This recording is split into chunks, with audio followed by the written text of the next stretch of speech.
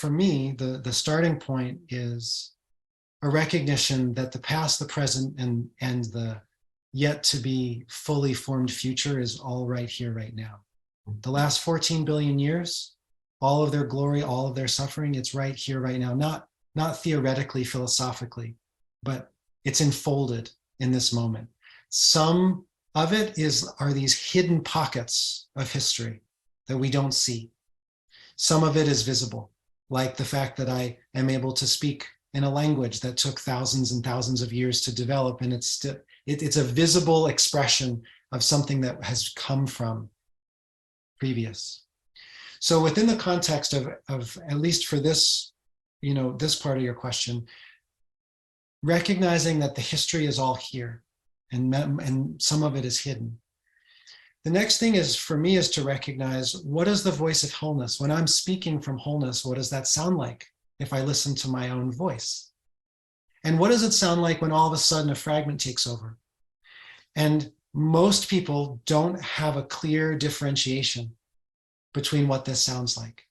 As Lonnie has pointed out in the past, sometimes a client will start a sentence from one place and then finish the sentence from another place.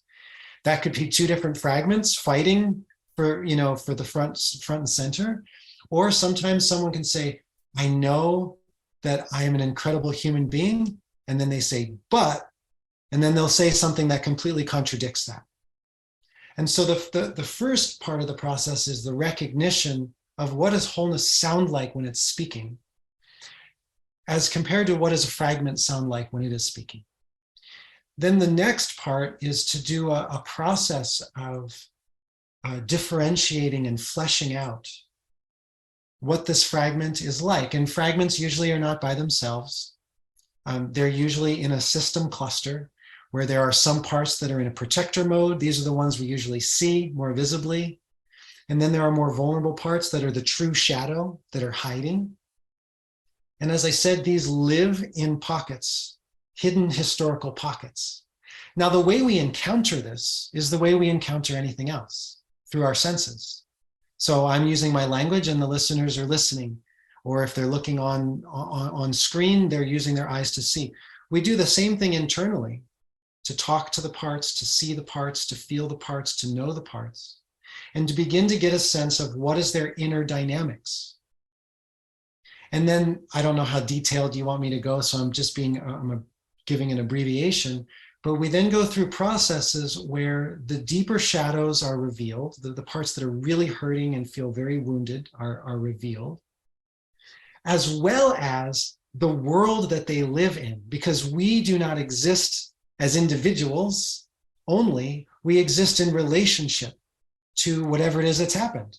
So when I received the call that my father was murdered, I'm in relationship to the environment that I'm in, to the other people that I'm interacting with, to the ways I've participated with my whole family, coming up to that point.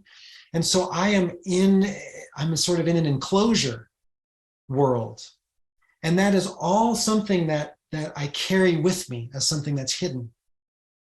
And so the process is bringing that which is hidden into the waking present, from the hidden history that's in the present into the waking present, transparency and diaphaneity that then allows contact with wholeness, to allow a process of transmutation to unfold. And what can happen, depending on how it's facilitated, is the underlying virtues of the aggressors, of the bystanders, of the flowers that we paid no attention to, that were there when we received the call or received the strike. The entire world, when it's brought into the present, starts ringing with virtue, and we feel the goodness in the aggressor's bad choices. And all of a sudden, we're no longer separated from humanity, but we start feeling the layers of the goodness underneath and the burdens that the person holding the gun was carrying, which led them to make those choices and be so deeply entrenched in fragmentation.